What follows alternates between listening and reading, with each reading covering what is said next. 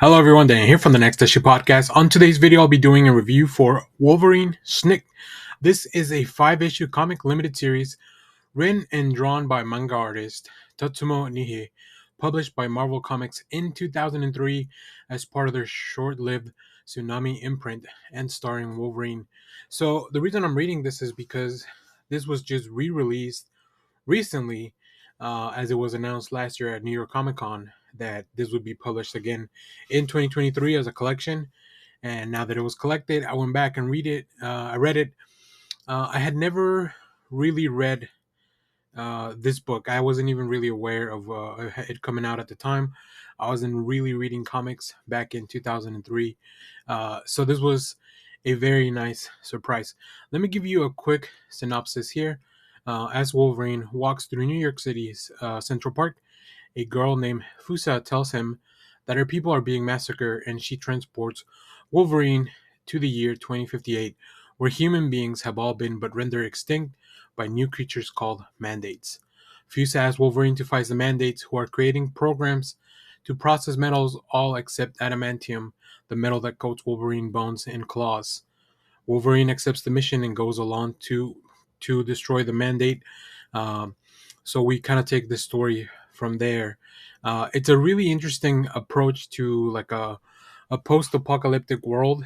It's also a very, although it's 5 issues, they do feel a lot like manga, and that was a little bit of the disconnect in my head because this book is colored, or this book is in color, which is really interesting. Guru FX does the colors, Corey Petit does the lettering, and of course Tatsumo Nihei does both the story and the art.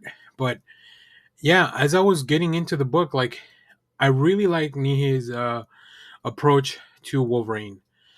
Just a very stylized, very manga-like design for the character. Also, the world that we are transported to, the creatures, the mandate. The cool thing about the mandate is that they kind of become whatever they need to at the time, like whatever shape they need to take place. So that was really good.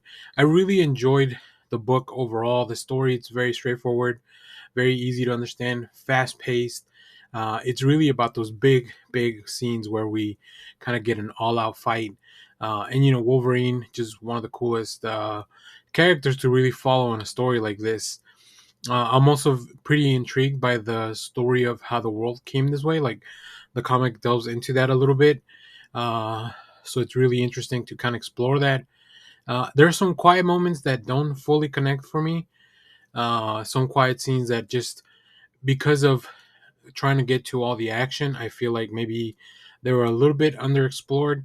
Maybe a sixth issue would have actually helped for this. And also the frantic pace of manga is very different to the pacing of comics. So I will say I think I might have I wanted to look at this.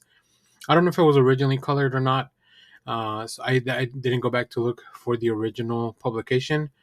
But the colors to me sometimes felt a little flat. And I think also just that has to do with the manga approach and sensibilities. Like whenever I look at manga style designs, I expect them to be, black and white. So I don't know. Maybe that was also a bit of a disconnect. But overall, this was really fun.